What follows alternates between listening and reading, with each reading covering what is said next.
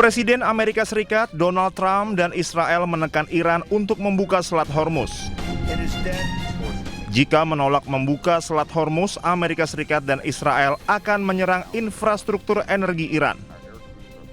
Trump mengatakan tenggat waktu terbarunya kepada Iran untuk mencapai kesepakatan guna mengakhiri perang semakin dekat. Israel sedang mempersiapkan serangan terhadap fasilitas energi Iran dan sedang menunggu persetujuan Amerika Serikat. Jangka waktu serangan tersebut diperkirakan sepekan ke depan. Trump sebelumnya juga mengancam akan menyerang pembangkit listrik Iran jika tuntutannya tidak dipenuhi.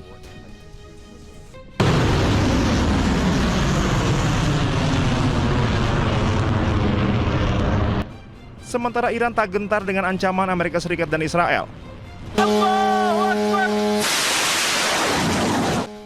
Iran menolak proposal gencatan senjata 48 jam dari Amerika Serikat dan menuntut ganti rugi perang serta penarikan pasukan Amerika Serikat.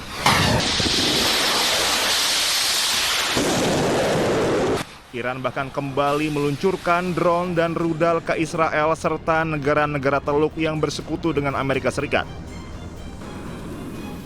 Dua hulu ledak dari rudal klaster Iran jatuh di dekat markas militer Kiryat di Tel Aviv.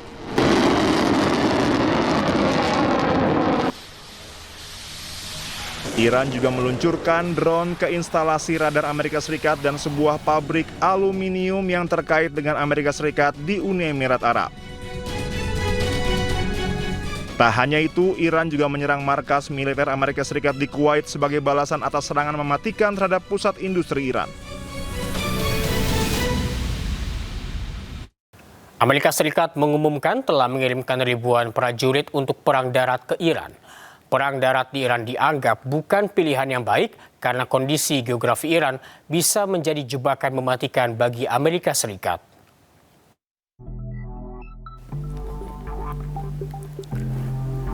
Perang darat di Iran bisa sangat mematikan. Luas Iran lebih besar dari Irak, Suriah, dan Afghanistan. Bahkan lebih luas jika ketiganya digabungkan. Luas Iran 3,5 kali luas Irak. Dengan populasi lebih besar dan kondisi geografi pegunungan serta gurun. Iran dipagari pegunungan. Di sisi barat, pegunungan Zagros membentang sepanjang 1.500 km. Sementara di sisi utara, dipagari pegunungan Alborz. Di sisi timur, terdapat gurun yang luas dengan suhu ekstrim, yakni Dast-e-Kafir serta Dast-e-Lut. Di tengah juga tersebar banyak dataran tinggi.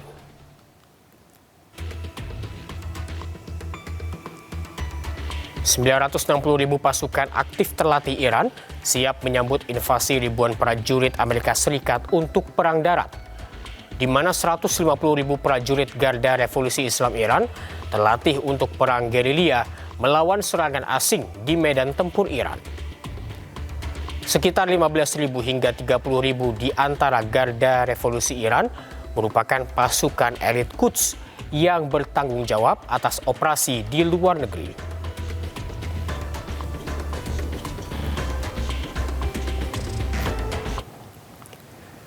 Israel menolak bergabung dengan Amerika Serikat untuk melakukan serangan darat ke Iran. Sementara terkait rencana Amerika Serikat, Iran siapkan pasukan elit.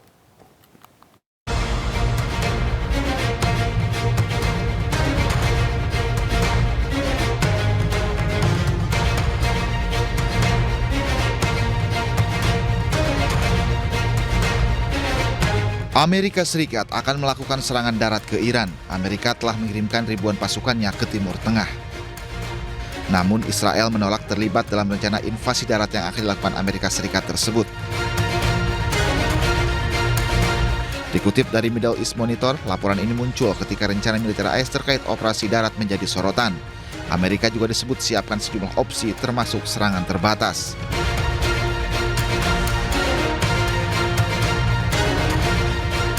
Di sisi lain, Iran tak gentar menghadapi pasukan Amerika Serikat.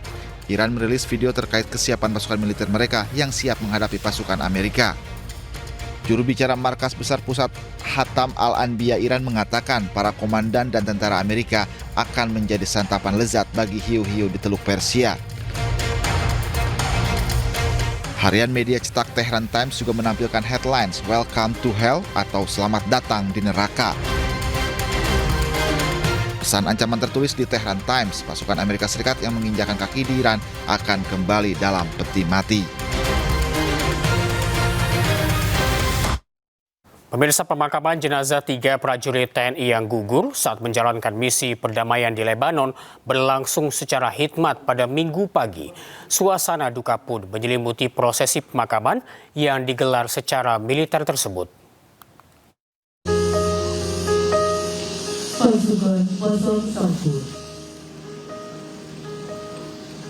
Suasana haru menyelimuti pemakaman militer Mayor Anumerta Zulmi Aditya, salah satu prajurit TNI yang gugur saat menjalankan misi menjaga perdamaian di Lebanon. Pemakaman digelar secara militer dengan dipimpin oleh Panglima TNI Jenderal Agus Subianto di Taman Makam Pahlawan Cikutra, Kota Bandung, Jawa Barat.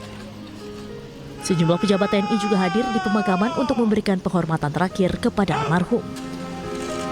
Almarhum Mayor Zulmi merupakan salah satu perwira terbaik yang menjalankan tugas negara di bawah bendera PBB.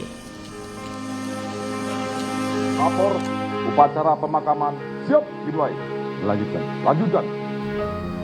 Suasana duka juga menyelimuti prosesi pemakaman Serka Anumerta Muhammad Nur Ikhwan di Taman Makam Pahlawan Giri Darmoloyo, Magelang, Jawa Tengah.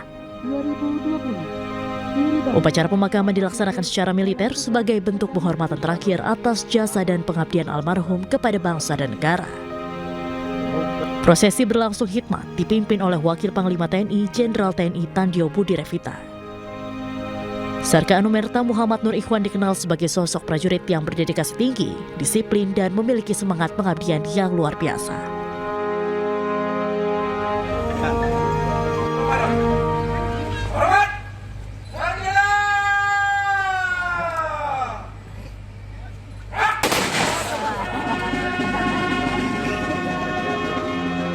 Sementara itu, isak tangis mewarnai pemakaman Kopda Anumerta Farizal Ramadan di Taman Makam Pahlawan Giripeni, Wates, Kulon Progo, Yogyakarta, Minggu pagi. Tembakan salvo mengiringi penurunan peti jenazah ke liang lahat. Begitu selesai liang lahat ditutup tanah, Fafa Nur Azila, istri Kopda Anumerta Farizal Ramadan, langsung mendekati makam. Isak tangisnya pun tak terbendung, bahkan pendamping sesekali memberikan oksigen.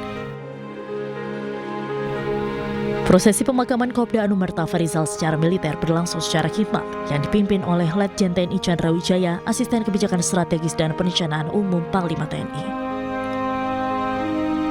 Tim Liputan News melaporkan.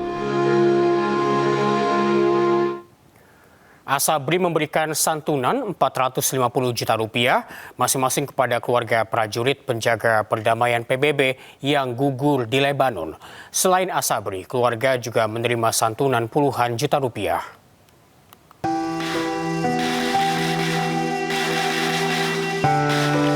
Serka Anumerta Muhammad Nur Ikhwan, salah satu prajurit penjaga perdamaian yang gugur di Lebanon, dimakamkan di kampung halamannya di Taman Makam Pahlawan Giri Darmoloyo, Magelang, Jawa Tengah. Usai pemakaman, Direktur Hubungan Kelembagaan Asabri, Haidir Abdurrahman, menyampaikan santunan yang menjadi hak prajurit yang gugur. Santunan 450 juta rupiah untuk masing-masing keluarga 3 prajurit yang gugur dapat membantu keberlangsungan pendidikan anak-anak korban. Menyampaikan hak kepada para almarhum karena beliau meninggal di medan laga, jadi statusnya adalah sebagai prajurit yang gugur, yang kepada masing-masing akan diberi santunan sebesar 450 juta rupiah. Sementara untuk korban luka yang masih dirawat di luar negeri, Asabri akan menanggung seluruh biaya pengobatan jika telah pulang ke tanah air. Keluarga ketiga prajurit yang gugur juga mendapatkan santunan dari sejumlah pihak puluhan juta rupiah. Dari Magelang, Jawa Tengah, Didi Dono Hartono, iNews melaporkan. Pemirsa, warga Gaza Utara menggelar sholat gaib dan doa bersama sebagai bentuk penghormatan bagi 3 prajurit Indonesia yang gugur di Lebanon. Sholat dan doa dipimpin oleh Syekh Manun.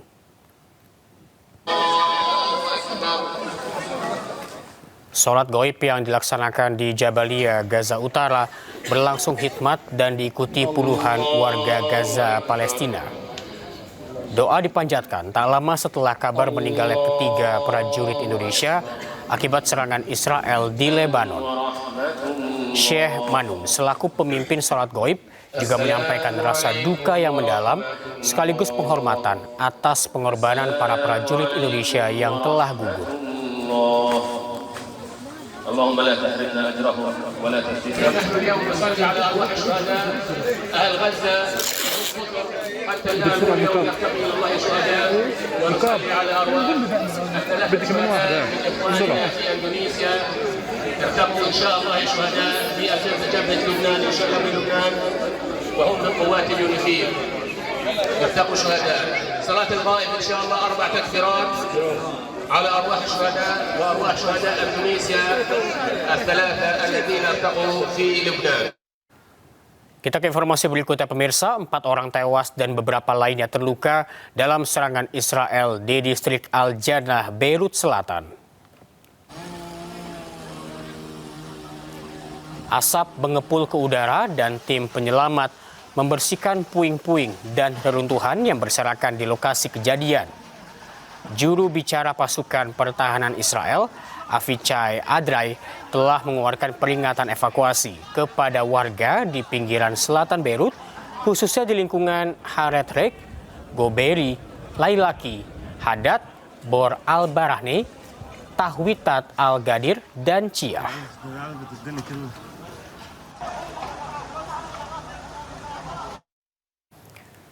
Serangan udara Israel meratakan sebuah bangunan di Lebanon Selatan. Kementerian Kesehatan Lebanon mengumumkan lebih dari 1.000 orang tewas akibat serangan Israel ke Lebanon sejak 2 Maret lalu.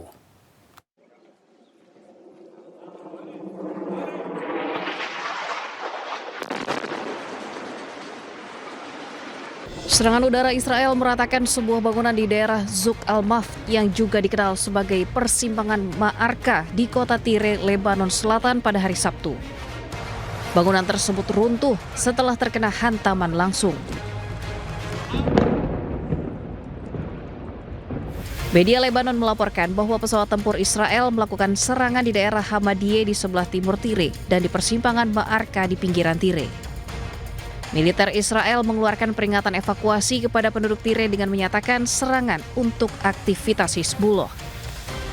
Sementara Kementerian Kesehatan Lebanon mengumumkan bahwa 1.422 orang tewas dan 4.294 orang terluka akibat serangan Israel ke Lebanon sejak 2 Maret lalu. Sebuah bangunan berlantai 5 di kota Tyre, Lebanon hancur akibat serangan udara Israel.